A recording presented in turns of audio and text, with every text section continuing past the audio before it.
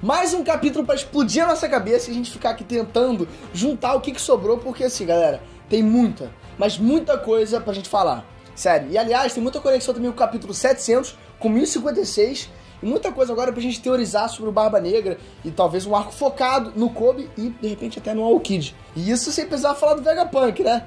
Mas enfim, vem comigo pra gente tentar entender tudo que rolou no capítulo 1061.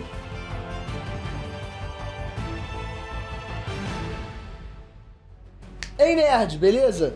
Eu sou o Breno. E pra nossa sorte, galera, seguindo essa sequência de vários capítulos irados de One Piece, mais uma vez a gente tem outra bomba jogada na nossa cara. Agora, vamos falar sério. Quem queria imaginar que em tão pouco tempo a gente iria ter os serafins aí sendo mostrados? O Infamar com Uranus, o Vegapunk e tanta revelação absurda assim. Então chega de enrolação e bora direto pra essa análise.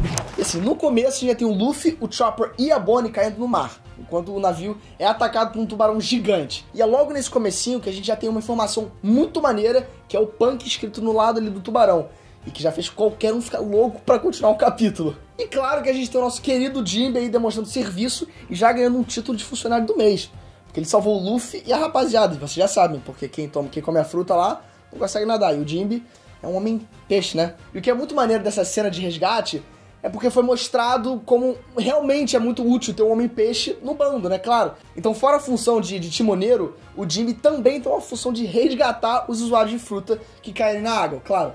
Porque ele consegue fazer isso melhor do que qualquer um na equipe. E é nisso que, sendo atacado aí por um tubarão que atira mísseis, um mecha aparece e salva o Chapéu de Palha. E esse mecha, ele já mostrou que é da força do Vegapunk, e ele tem alguns detalhes muito maneiros nele também, que eu já vou falar já já. Mas tem um detalhe que eu preciso comentar agora, que ele é muito parecido com um desenho que o Oda fez em um SBS, que ele tinha respondido sobre um futuro hipotético do Franky. E no caso ele desenhou o Franky com 50 e 70 anos se a vida tivesse dado certo pra ele, ou também se a vida tivesse dado errado. E nesse futuro, onde as coisas teriam dado errado, com 50 anos o Franky seria muito parecido com esse mecha aí do Vegapunk. E com 70 anos ele seria um navio de batalha.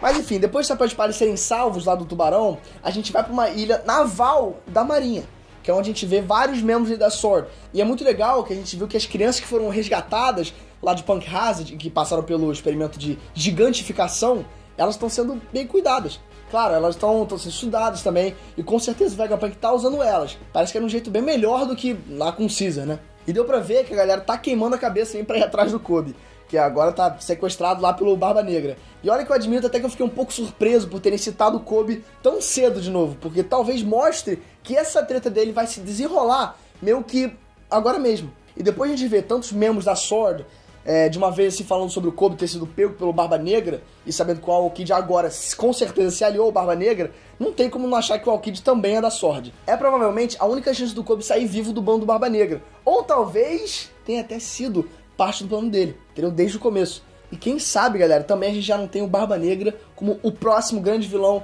já agora no arco. Quando eu penso em Barba Negra já sendo vilão agora nesse arco, eu fico pensando, finalmente... Enfim. E voltando agora pro Luffy, que o Jinbe conseguiu deixar ele com o Chopper Bonnie ali numa ilha, mas que é tudo menos uma ilha qualquer, tá bom? Mas primeiro, uma coisa que eu achei muito bacana foi a Bonnie perguntar sobre o cabelo branco do Luffy, no cartaz de procurado dele lá.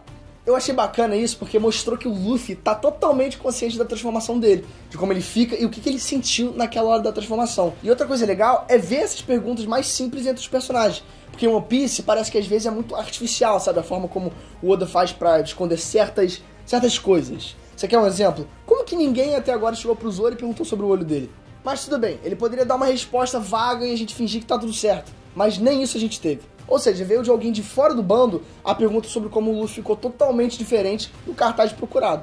Sério. Ninguém estranhou que de repente o Luffy apareceu platinado? Não é possível. E uma outra coisa legal dessa cena é que ela mostra o mais óbvio de tudo pra gente, que é o fato de que agora realmente começou um novo arco de One Piece. Começou porque o bando se separou de novo e eu vou admitir que nem sempre eu gosto muito disso, mas é assim que sempre foi. Mas agora a gente engatou pra um dos eventos mais importantes que já teve em One Piece, que é simplesmente a gente ter chegado na ilha Egghead, que é também um jeito gringo aí de chamar alguém que é muito inteligente. E galera, não sei se vocês lembram, mas lá na análise do capítulo 1056, eu conto um resumo da história de capa do Caribou.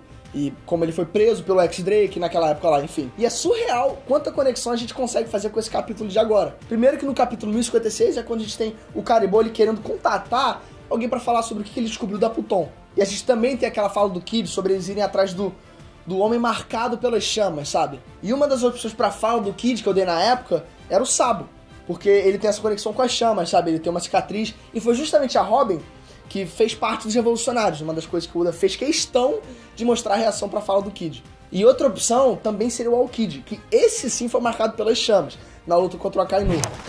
E agora, estando no bando do Barba Negra, ele estaria meio que indo agora atrás de One Piece também, mesmo que de fachada. E agora, olha só como tudo isso que a gente tem, com o contexto que a gente tem, como isso encaixa perfeitamente. Eu tinha falado que foi lá por volta do capítulo 700 que a gente teve as histórias da capa do Caribou, e é por ali que a gente também teve o Aokiji salvando o Smoke do Flamengo em Punk Hazard.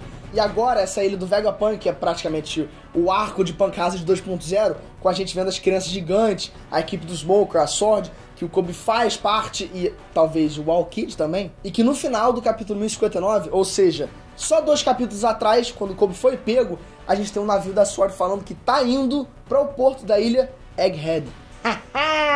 Que provavelmente foi a Sword também que o Caribou queria contatar lá quando ele soube da Pluton. Porque há tempos atrás ele foi preso justamente pelo X-Drake, que inclusive foi citado nesse capítulo e faz parte sim da Sword. Ou seja, é por isso que o Caribou ainda tá no navio. Porque ele vai fazer sentido agora com esse novo arco aí na Sword, no Vegapunk e talvez no Barba Negra. Talvez o Caribou ele quis ser da Sword, ou talvez ele tenha continuado como revolucionário, ou talvez ele tenha que trabalhar pra Sword pra não ser preso de novo no futuro. E quem vai fazer mais sentido agora também é a Bonnie, porque ela também gosta do Kuma, e talvez estivesse indo pra lá atrás do Vegapunk, justamente pra conseguir curar o Kuma.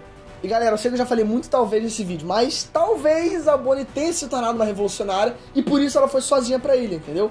O que pareceu um pouco estranho, no mínimo. E aí a gente tem um grande finale aí do capítulo, com o próprio Vegapunk aparecendo no mecha que salvou o Chapéu de Palha. Mas aí é que tá. Será que é o Vegapunk mesmo? Com certeza não, galera. O Vegapunk é um homem ou talvez um lunariano, e que já foi chamado de senhor por vários personagens. E o mais importante está ali escrito na roupa dela, que é Punk 02. Ou seja, não é o Vegapunk original.